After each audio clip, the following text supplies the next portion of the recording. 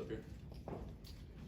How surprised were you that they were lining up for a field goal in that moment, and how pleased were you with the block and the finish of the game? The end of the game, I was a little bit surprised by the end of the game management.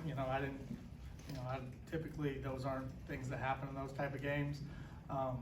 Really kind of actually got under my skin a little bit.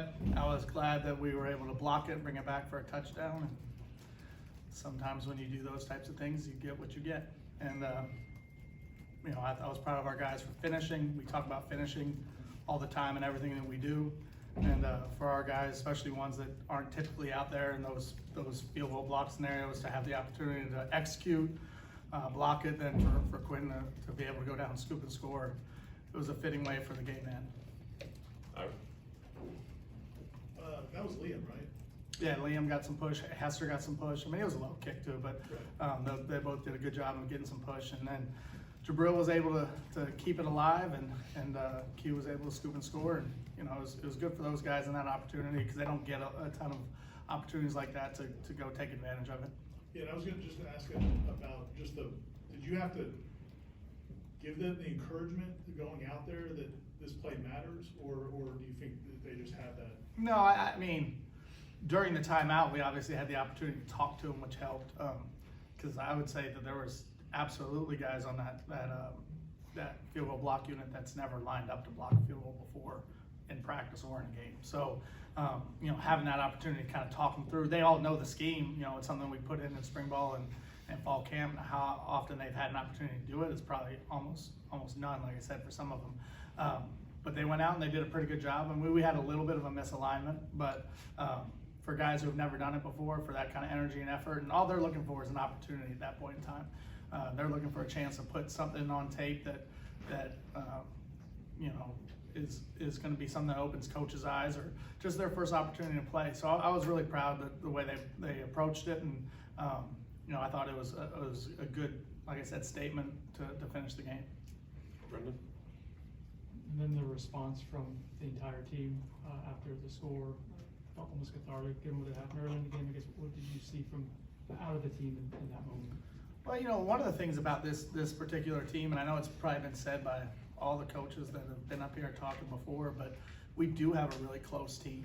And one of the things I appreciate about our team is our older players are really invested in our younger players. And you see that kind of manifest itself in a lot of different ways, whether it's at practice and they're trying to help them, as they grow, or you see them in the locker room. Like, there's a camaraderie amongst our whole team that is real, and it's there. And our older players were as excited as anybody when they saw some of our young guys have a chance to play, and then to go out and make a play like that. I thought it's just a reflection of what kind of team this is, and the unity and the care that they show for each other. Obviously, you guys have talked about how close the team is all year, and Jordan Travis is a huge part of that. What was your immediate reaction? How long did it take you to, just block it out and get back to the game? Because obviously you're human, so it took a little time, right? Yeah, I speaking for myself, I had a hard time. I did not block it out. I went about and did my job, but there's a whole range of emotions that go, and it starts with just being sad for him, because first of all, everyone has their vision of how they think their senior day is going to go, and that certainly wasn't how it played out. And Jordan is such a great leader, a great person, on a personal level, the way he is with my son, every time he sees him, the way he is with my children, my daughter, they always see him after games. Just the type of person he is, the humility, the kindness, the care. You hate to see things happen to anyone, but you certainly hate to see those type of things happen to people who are just great people. And so it did, and then not to mention the fact that he's the leader of our team, and he's really the unquestioned leader of our team. So it did hurt. It hurt coaches. It hurt players. I'd be lying to say it was blocked out, because it was still lingering in your thoughts, but you do have a job to do, and you got to do it to the best of your ability. Corey? I think this is probably just gonna be specific to the game that was just played, but on those poop short kickoffs, is it just an automatic to wave a fair catch? Cause I feel like Warlock he could've housed that thing if he'd have run with it. Yeah, so, we do it a couple different ways. I mean, we have what those sky kicks, we call them, we have sky returns that are built in. If a team has a high tendency to do it a lot going into a game, we usually have a specific return design for that. We knew that there was a chance that they weren't gonna kick it deep to us. That really hadn't been their MO going into it. So with so much unknown of what they were actually gonna do when they did it, we just made the decision going into the game that this week we would fair catch if that was the case. There's been other games this season where we had a specific plan going into it that if they do sky kick it deep, this is what we're gonna do and how we're gonna return it. So it's really just how much information we have going into the game that determines what we do with those kicks in that situation. With the defensive ends, you got to play a lot of guys, especially middle and third quarter on. Who stood out to you, man? Who was the best of the bunch that doesn't get to play a lot on your defense, that made the most of their opportunity, I guess? That's you typically in a game like that, that kind of got under control for us in the second half. We're able to play a ton of people a lot, just because of the fact that we had some 3 and outs and some those guys probably didn't play as much as they would in other circumstances. I think Jane Jones played 6 plays. I thought he was very solid in the 6 plays. I thought he played hard with good energy. Hester played 4, 5, 6 plays. Lamont Green played 4, 5, 6 plays. So not enough to really tell, but I know they're all hungry for their opportunities to get out there, and I'm happy anytime we can provide those opportunities, because those guys work really hard, and they all have really bright futures here. Kirk? I'm sure you went into that game, hopefully you'd give Tyler an opportunity in his last game at Doak as well. I guess, I'm sure he didn't come here obviously hoping, he didn't come here wanting to be the backup, but what have you seen him do this season? How much of an asset has he been to Ryan, and how nice was it to get him that moment?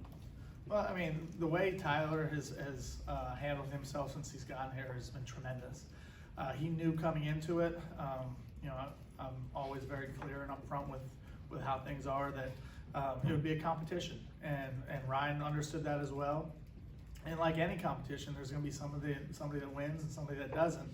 And I think he's handled all of it with a great team mindset. He's been very classy. He's been a good friend to Ryan, all of that.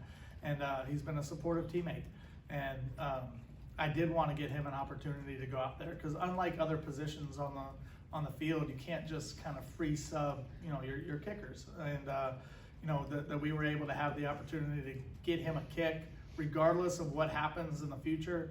He's going to go down and scoring a point at Florida State. And that was important to me, just to be able to give that for him, because I think he deserved that opportunity to be out there, because the way he's handled himself, and I think he's a really good player. So we'll see. Don't know what the future holds, but we'll see where that goes. Dustin? This year, Patrick Payne only has 3 sacks, but 9 batted balls at the line. Obviously, I don't know if is that coached, or is that just kind of instincts for him, as well as a kind of combination of both? I think it's probably a combination of both, from the standpoint that, we do emphasize getting our hands up in throw lanes. We drill it, we practice it. It's always, it's a part of every day's practice. But also Pat, with his length, obviously, his height and his arm length, he has a great skill set for that, but he also has a great feel for the game. Pat, I've said it, a bunch of times, he has as good a feel for how to play the game as really anyone I've been around, in terms of his instincts and how he has feels for blocks, for pass rush, for getting his hands up at the right time. And I think the fact that he has, I think it's 9 pass breakups, is a reflection of that skill set and those instincts. Jordan? Coach, can you just talk about what you saw on the fake punt and whether or not you guys expect to see it in that moment? Yeah, if I'm being really blunt about it, it was really a poor decision on my part to leave the punt return unit out there. They're at their own 22-yard line. It was 3rd and 7, I think, going into the play. My mindset was, get our punt pressure unit ready. When it went to 4th and 1, I should have put the brakes on it and said, no, let's just go punt safe. I didn't. Obviously in hindsight, I regret not doing it, because that goes against kind of some of the things that I believe in. But I made a calculated risk that ended up being a poor risk at the time. They were able to convert, and it's one of those situations that I'll grow from and learn from. I know better, and just they ended up taking a chance, and it paid off for them. A lot of times, after significant injuries or setbacks, teams can kind of rally together even more than before. Did you see any of that in the second half? And what did you see from the team when you guys came back Sunday? I think we got a team with a lot of resolve, who, in a lot of different ways, in a lot of different situations, and we always use the term response in our program, and we find a way to respond as a team. And I didn't really have any questions or doubts in terms of how our guys would come out and respond. And then they do need the time to go through their process in terms of how they, their feelings, emotions, how they feel about all of it. And I know this, that on Saturday and for the rest of this year, we're gonna have we've always had a motivated team, but we're gonna have a team that has a purpose to go out and represent. I really am not concerned with how we'll respond, because I do know who these guys are and what they're all about. And they're a tough group. Okay, thanks, Coach. Thanks, Coach. Thank you. Thank you.